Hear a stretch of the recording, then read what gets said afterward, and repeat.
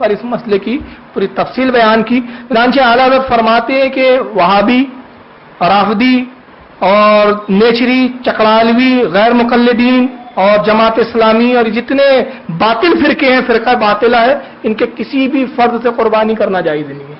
اگر ان کے کسی بھی فرد سے قربانی آپ نے کروایا تو جان لیجئے کہ آپ کی قربانی ضائع ہو گئی، برباد ہو گئی. سنی صحیح عقیدہ مسلمان سے ہی ذبح کروائیں. اور جب ذبح کریں تو پہلے سنت طریقہ یہ ہے کہ جانور کو چارہ اور پانی پلا دیں، اس کو چارہ کھلا دے، پانی پلا دے، پھر کچھ دیر ٹھہر جائیں اور اس کے بعد چھری کو اچھی طرح تیز کر لیں تاکہ جانور کو تکلیف نہ ہو. اور حکم یہ ہے کہ چھری جانور کے سامنے تیز نہ کی جائے، اس لیے کہ اس کو پریشان کرنا ہے، اس کو تکلیف دینا ہے، بلکہ جانور کی نگاہوں سے پوشیدہ کسی اور جگہ پر اس سے ہٹ کر، جہاں جانور کھڑا ہے اس سے ہٹ کر چھری کو تیز وغیرہ کر لیں، پانی وانی پلا دیں اور اس کے بعد آہستہ سے اس کو پھر بائیں پہلو پر لٹائیں اور منہ اس کا قبلے کی طرف رکھیں. منہ قبلے کی طرف بائیں پہلو پر لٹائیں اور اپنا داہنا پاؤں اس کے جو ہے پہلو پر رکھ کر ایک آدمی پکڑے. بائیں پہلو پر جانور کو لٹانے کے بعد یہ دعا پڑھی جاتی ہے، اور وہ دعا یہ ہے جو اللہ کے نبی صلی اللہ علیہ وسلم نے پڑھی ہے، حدیث میں دعا آئی ہے. چنانچہ دعا یہ ہے: انی وجہت وجہیہ للذی فطر السماوات والارض حنیفا وما انا من المشرکین ان صلاتی ونسکی ومحیای ومماتی للہ رب العالمین لا شریک لہ وبذلک امرت وانا اول المسلمین اللہم لک ومنک بسم اللہ اللہ اکبر. یہ دعا پڑھے اور جیسے ہی اللہ اکبر میں پہنچے، بسم اللہ اللہ اکبر، ویسے ہی جانور کی گردن پر چھری چلا دے. جب جانور ذبح ہو جائیں تو اس کی کھال اس وقت تک نہ اتارے جب تک وہ پوری طرح ٹھنڈا نہ ہو جائے. عموماً یہ ہوتا ہے کہ قصاب لوگ جلدی کے لیے تاکہ دوسرے جانور کو کاٹنے کا موقع ملے اور ان کی کمائی زیادہ ہو، جانور تڑپ رہا ہوتا ہے، اس میں پوری طرح جان ہوتی ہے، روح نہیں نکلی ہوتی ہے پوری طرح، اور وہ چمڑا چھلنا شروع کر دیتے. تو اس کی سخت ممانعت ہے. اس کا آپ بالکل احتیاط رکھیں کہ جب تک جانور پوری طرح ٹھنڈا نہ ہو جائے تب تک اس کی کھال نہ کھینچے.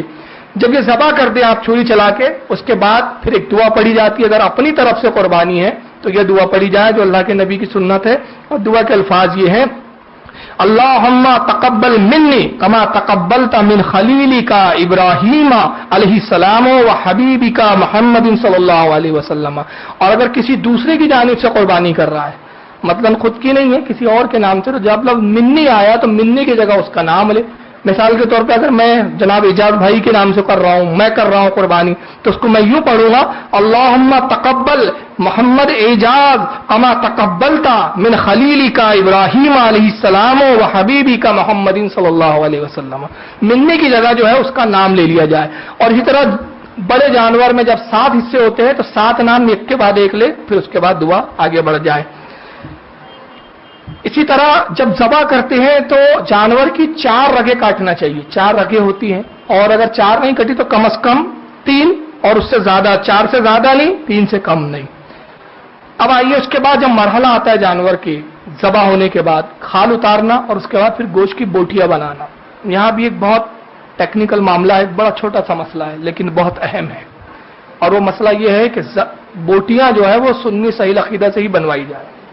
اگر غیر مسلم سے آپ بنوا رہے عموماً اس موقع پر تو سنی صحیح عقیدہ قصاب ڈھونڈنا بڑا مسئلہ ہوتا ہے. عموماً ہندو ہی غیر مسلم ہی ہوتے جو بوٹیاں بنانے والے ملتے ہیں. تو ایسے وقت مجبوری آ جاتی ہے تو کوشش تو پہلی یہ کی جائے کہ مسلمان مل جائے، اور مسلمان میں وہ بھی پھر سنی صحیح عقیدہ اچھا صحیح مسلمان ملے، فرقہ باطلہ سے اس کا تعلق نہ ہو. اور خدا نہ خواستہ ایسا نہیں مل سکا، کوئی غیر مسلم ہی مل گیا، تو حکم یہ ہے کہ جب تک وہ بوٹیاں بنا رہا ہے اپنی نگاہوں کے سامنے وہ سب کام کروائے، نگاہوں سے وہ چیز کو اجل نہ ہونے دے. اگر آپ نے نگاہوں سے اجل ہو گئی وہ چیز، مثلا آپ ہی نے ذبح کیا اپنا جانور، خود اپنے ہاتھ سے کیا، بوٹی بنانے والا غیر مسلم ہے، بد عقیدہ ہے، اب وہ گوشت کاٹ رہا ہے، آپ چھوڑ کے چلے گئے کمرے میں، وہ خالی بیٹھا ہے کاٹتے پیٹتے، بہت دیر گزر گئی، اب آپ آئے اس کے بعد، تو شریعت کا حکم یہ ہے کہ وہ گوشت کھانا اب آپ کے لیے حلال نہیں ہے. کیوں؟ کیونکہ اس میں شبہ پیدا ہو گیا، اندیشہ ہے کہ چونکہ کفار لا اعتبار ہوتا ہے، ممکن ہے اس نے کوئی ایسی چیز نجس چیز ملا دی ہو، ممکن ہے اس میں گوشت حرام ملا دیا ہو جو حرام گوشت ہو، اچھا گوشت اس نے رکھ لیا ہو، بہت سارے احتمال ہیں، بہت سارے شبہات ہو سکتے ہیں. تو شبہے کی بنا پر شریعت کہتی ہے کہ اب یہ گوشت کھانا حلال نہیں ہے. تو کوشش یہ کریں کہ اپنی کوشش نہیں بلکہ حکم ہے، میں کہوں گا کوشش نہیں بلکہ حکم ہے کہ اپنے سامنے وہ بوٹیاں بنوائے. اگر آپ کھڑے ہیں اور دیکھ رہے ہیں نگرانی رکھے ہوئے لیکن آپ کو جانا ہے، تو آپ یہ کریں کہ اپنے بھائی یا اپنے کسی عزیز و اقارب کو فوراً کھڑے کر دیں اور تاکید کرے کہ جب تک کوئی دوسرا نہ آ جائے دیکھنے والا بالکل ہٹنا مت، تنہا مت چھوڑنا. یہ حکم ہے. یہ مسئلہ اعلیٰ حضرت رضی اللہ تعالیٰ عنہ نے احکام شریعت جلد 1 صفحہ نمبر 125 پر تفصیل سے بیان کیا ہے. بڑے جانور کا جو گوشت تولا جائے، شریعت کا حکم یہ ہے کہ وہ تول کر دیا جائے، انداز سے نہیں. حالانکہ اس کی عوام تو عوام، خواص بھی جو ہے پابندی نہیں کرتا. نتیجہ یہ ہوتا ہے کہ تول کے نہیں دیتے، انداز سے دیتے، جبکہ صراحتاً صاف طور پہ یہ مسئلہ فقہ کی کتابوں میں موجود ہے اور چھوٹی چھوٹی کتابوں میں، قانون شریعت میں آپ دیکھ لیں، بہار شریعت میں دیکھ لیں، در مختار وغیرہ اور دیگر کتابوں میں آپ دیکھ لیں، تو سب میں آپ کو تاکید کے ساتھ یہ حکم ملے گا. اس میں سخت تاکید کی گئی کہ جو 7 حصے دار ہے جو بڑے جانور کے، ان کو جب گوشت تقسیم کیا جائے تو باقاعدہ توڑ کر، اور ساتھ میں بتایا گیا کہ اگر کسی کو زیادہ چلا گیا اور جس کو کم آیا اس نے معاف بھی کر دیا تو اس کے معاف کرنے سے بھی معاف نہیں ہوگا. یہ صاف طور پہ بیان کیا گیا. تو پہلے باقاعدہ تول کے دے، بعد میں جب تول کے دے دیا اپنے آپ بری ذمہ ہو گئے، اس کے بعد وہ چاہے تو اپنا پورا تھیلا دوسرے کو لے جا کے دے دے. تو حکم یہ ہے کہ تول کر دیا جائے. جانور کے گوشت کے 3 حصے کیے جائیں، جیسے کہ معلوم ہے آپ لوگوں کو، چاہے بکرا ہو یا جو بھی آپ کے حصے میں آیا. اور وہ 3 حصے میں یہ ہے، ایک حصہ اپنے لیے رکھیں، دوسرا حصہ عزیز و اقارب کے لیے، اور تیسرا حصہ غربا اور مساکین کے لیے. اور اگر فیملی بڑی ہے تو حکم یہ ہے کہ چاہے تو 2 حصے رکھ لے. عزیز و اقارب زیادہ ہے اور ان کو بھی دینا ہے، غربا مساکین کو دیں گا تو خود بھی اپنے اہل و عیال کو نہیں پورا پائیں گا، تو حکم ہے کہ پورا بھی رکھ سکتا ہے. یعنی اس میں اجازت ہے، لیکن بہتر طریقہ یہ ہے، افضل اور سنت طریقہ یہ ہے کہ 3 حصے کریں، جس میں ایک سے خود فائدہ اٹھائیں، دوسرا عزیز و اقارب کے لیے، دوست احباب کے لیے، اور تیسرا غربا اور مساکین کے لیے. اب ایک خاص مسئلہ میں بیان کروں. ایک بڑی غلط فہمی ہمارے یہاں رائج ہو جاتی ہے. جب ہم جانور ذبح کرتے رہو، بعض لوگ یہ سمجھتے کہ فاتحہ کلیجی پر ہی ہوں گی، تو اتنی ہلڑ بازی ہوتی ہے کلیجی دو. خاص طور سے پریشانیاں وہاں ہو جاتی ہے جہاں حصے والا معاملہ ہوتا ہے، جانور بہت زیادہ کٹ رہے ہیں اور ساتھ ساتھ لوگ حصے شریک ہیں لوگ. اب اس میں سے ایک چلا رہا ہے کلیجی دو، کیوں مجھے فاتحہ دینی ہے. تو سب سے پہلے تو عرض کر دوں کہ یہ کوئی شریعت کا حکم ہی نہیں ہے کہ فاتحہ صرف کلیجی پر ہی ہوگی. فاتحہ کسی جانور کے کسی بھی جائز حصے پہ ہو سکتی ہے، ایک چیز. پھر فاتحہ دینے کا کوئی وقت متعین نہیں ہے کہ اتنے بجے سے اتنے بیچ ہو. 3 دن ایام ہے قربانی کے، آپ 3 دن میں کبھی بھی قربانی کر سکتے ہیں، تو فاتحہ بھی جب چاہے دے دے آپ، کوئی اس میں حرج نہیں ہے. تو کلیجی پر ہی فاتحہ ہوں گی، باقی کسی پر نہیں. یہ بہت بڑی غلط فہمی ہے جس کا کوئی ثبوت شریعت کی کسی کتاب میں نہیں ہے. اب میں ایک بہت اہم مسئلہ بتا رہا ہوں جس میں اکثریت مبتلا ہے، لیکن یہ بتانے سے پہلے میں ایک بات عرض کر دینا چاہتا ہوں کہ اللہ کا فضل و کرم ہے کہ آج سے تقریباً 6 یا 7 سال پہلے جب اس مسئلے کو میں نے خاص طور سے ناگپور میں عام کیا تھا، جو یہ مسئلہ عموماً مخصوص علماء تک ہی محدود تھا، لیکن جب میں نے بھی پڑھا تو اللہ کا فضل و کرم ہوا کہ میں نے ایک اشتہار کی شکل میں وہ مسئلے کو عام کیا. اور آج میں جہاں تک میرا اپنا محاذبہ ہے اور میرا ایک اپنا تجربہ اس بنا پہ کہہ سکتا ہوں کہ سمجھدار سنیوں کی ایک اکثریت ہے جو اس مسئلے کو جاننے کے بعد اس فیل سے باز آ گئی ہے. اور وہ مسئلہ کیا ہے؟ اوجڑی کھانا جائز نہیں ہے، اوجڑی کھانے سے آپ بچیں. اس تعلق سے ایک مستقل پوری کتاب ہے جس کا نام ہی ہے اوجڑی کا مسئلہ، اور اس میں اکابر علماء کے ہمارے فتاوے ہیں، جس میں امام اعظم ابو حنیفہ کا فتویٰ، امام اعظم نے فرمایا اوجڑی جائز نہیں ہے. امام حضرت مفتی اعظم ہند اعلیٰ حضرت رضی اللہ تعالیٰ عنہ صد الشریعہ حضرت مولانا امجد علی علیہ رحمہ، بڑے بڑے ہمارے اکابر علماء اور ہمارے اکابرین کے اکابرین، امام اعظم ابو حنیفہ، امام محمد، امام ابو یوسف وغیرہ، ان تمام علماء کا اس پر فتویٰ ہے کہ اوجڑی جائز نہیں ہے. اب کیوں نہیں ہے میں ایک چھوٹی سی بات بتا دیتا ہوں کہ کپورے کھانا یہ حرام ہے، اور اس کا سبب شریعت میں کیا بتایا گیا ہے؟ اس سے پیشاب گزرتا ہے. بکرا جانور پیشاب کرتا ہے، اسے پیشاب گزرتا، کیونکہ وہ راہ گزرے نجس ہے، نجس چیز وہاں سے گزرتی ہے، اس لیے شریعت نے اس کو حرام کی. علماء فرماتے ہیں کہ اوجڑی وہ ہے کہ جہاں پر ہمہ وقت نجاست رہتی ہے، یہاں سے تو گزرتی ہے، تو جب جو جہاں سے گزر رہی ہے وہ ناجائز ہے، تو جہاں موجود ہے تو وہ کیسے جائز ہو جائیں گے؟ تو اوجڑی مکروہ تحریمی ہے، اور مکروہ تحریمی ناجائز کے قریب ہوتا ہے. لہذا آپ اوجڑی سے بچیں، اگر کھائیں گے جاننے کے باوجود بھی تو آپ گناہ گار ہوں گے، اس سے بچیں. اللہ تعالیٰ قرآن میں فرماتا ہے کہ پاکیزہ غذا پاکیزہ لوگوں کے لیے ہے، کھاؤ صاف ستھری چیزیں. تو جو صاف ستھری چیزیں اللہ نے حلال کی ہے اس کو ہم کھائیں، اور جس کو اللہ رسول نے اور ہمارے بزرگوں نے اور ہمارے علماء نے منع کیا اس سے بچیں. جانور کا جو چمڑا نکلتا ہے उसको अपने काम में लाना जायज़ है, लेकिन उसको बेचकर उसकी रकम लाना जायज़ नहीं है। मसलन उस चमड़े का डोल बना सकता है, हालांकि अब इस जमाने में तो ये सब चीजें नहीं होती है, डोल वोल नहीं बनाए जाते, पहले के दौर में होता था। जानमाज बनाई जा सकती है, उसका अगर कपड़ा बनाना चाहता है, स्वेटर वगैरह, तो वो चमड़े का बना सकता है, यानी इस्तेमाल में ला सकता है उसको, मगर उसको बेचकर जो रकम आएंगी उसको इस्तेमाल में नहीं ला सकता। और उसी तरह कसाब को उजरत में चमड़ा देना भी जायज नहीं है। जो कसाब है, जो बोटियां बना रहा है, तो अगर आपने उजरत में ठहराया कि ये चमड़ा दे देंगे हम तेरे को, इसके बाद बोटियां काट दे, तो ये जायज नहीं है। मजदूरी में आप उसको चमड़ा नहीं दे सकते। ये मसला हिदाया के अंदर मौजूद है, जो फिका की मुस्तनद किताब है। चुनांचे साहब हिदाया कहते हैं कि चमड़ा कसाब को मजदूरी में देना जायज नहीं है, इससे भी बचना चाहिए।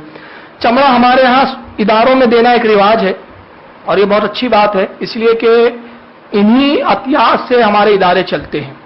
मगर इसमें खास बात का ख्याल रखें कि सुन्नी सही अकीदा ही इदारों में चमड़े दिए जाए, बदअकीदा मदारिस में बिल्कुल कतान नहीं। इसलिए कि अगर आपने दिया तो आप न सिर्फ गुनाहगार होंगे बल्कि अल्लाह के अजाब के भी मुस्तहिक होंगे। किस सबब से? कि ये जो आप चमड़ा देंगे रिलेशन की वजह से दे दोगे। आप तो सोच रहे कि भाई ताल्लुकात दे दिया, मगर वो रकम उस मदरसे में सर्फ होंगी तालीम पर, और वहां का तालीम याफ्ता तालिब इल्म जब बाहर निकलेगा तो वो लोगों में बदअकीदगी फैलाएगा, बददीनी फैलाएगा, और जितने लोग उसकी तालीम पर, उसकी तरबियत पर बददीन होंगे, उसका गुनाह आपके भी नाम अमाल में आएगा।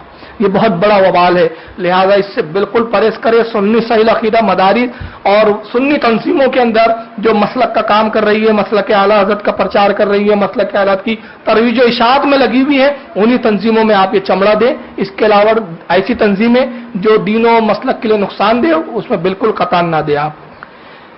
ईद के दिन के चंद मुस्तहबात है, मैं बयान कर देता हूं। और एक मसला मैं बयान करना भूल गया था, बड़ा अहम मसला है कि जो बड़े जानवर में 7 हिस्सेदार होते हैं, उसमें भी एहतियात ये हो और हुक्म ये है कि 7 हिस्सेदार सुन्नी सही अकीदा हो, एक भी बददीन ना हो। 6 सुन्नी है, एक वहाबी आ गया, सबकी कुर्बानी गई।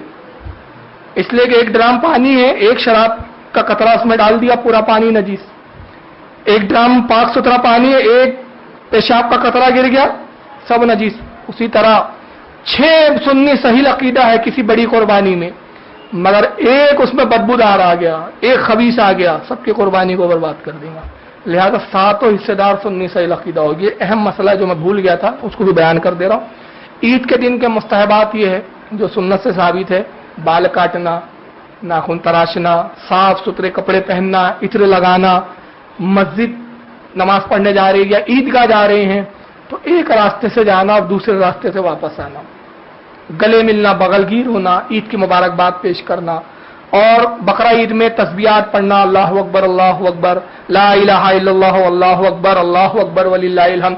ये 3 दिन तक मुसलसल हर नमाज के बाद, 5 नमाज के बाद तकबीर पढ़ी जाती है। इस तकबीर की तिलावत करना रसूलुल्लाह से साबित है, सुन्नत है। नमाज में ईद की नमाज जल्दी पढ़ना, यानी बहुत जल्दी उसमें करना, यह भी मुस्तहब है। बकरा ईद और ईद उल फित्र, ये 2 में एक थोड़ा सा सुन्नत का एक और है कि ईद अजहा जो होती है, यानी बकरा ईद, इसमें नमाज के बाद खाना सुन्नत है, यानी भूखे जाएं और नमाज पढ़ने के बाद खाएं, ये सुन्नत है। और ईद उल फित्र के अंदर जाने से पहले कुछ मीठी चीज खाएं फिर नमाज पढ़े, ये सुन्नत है। अल्लाह के नबी की सुन्नत यह है कि ईद उल फित्र में जब आप जाते तो छुआरे या खजूर आप तनावुल फरमाते और ताक अदद में तनावुल फरमाते। ताक अदद क्या होती है? 1, 3, 5, 7, ये ताक अदद कहलाते। 9, 11, 13, 15, 17, 19, 21, ये ताक अदद है। तो ताक अदद में खजूर खाई जाए। अल्लाह के नबी ताक अदद में 3 या 1 खजूर तनावुल फरमाते, ईदगाह चले जाते, फिर नमाज पढ़ते।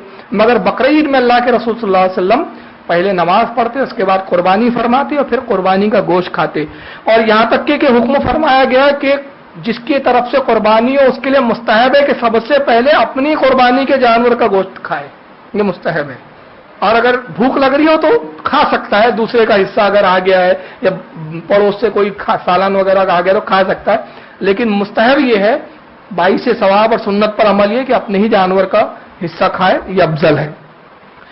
चुनांचे ये चंद मैंने मसाइल ईद उल जो है ईद अज़हा के ताल्लुक से बयान किए। वल्लाहु आलम सुम्मा रसूलु आलम। परवरदिगार आलम हमारी कुर्बानियों को अपनी बारगाह में कबूल फरमाए और हमें सुन्नत के मुताबिक कुर्बानी करने की तौफीक अता फरमाए। वमा अलैना इल्लल बलागुल मुबीन। منك لم تر قط عيني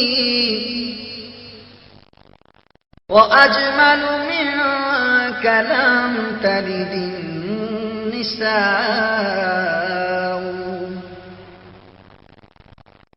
خلقت مبرأ من كل عيب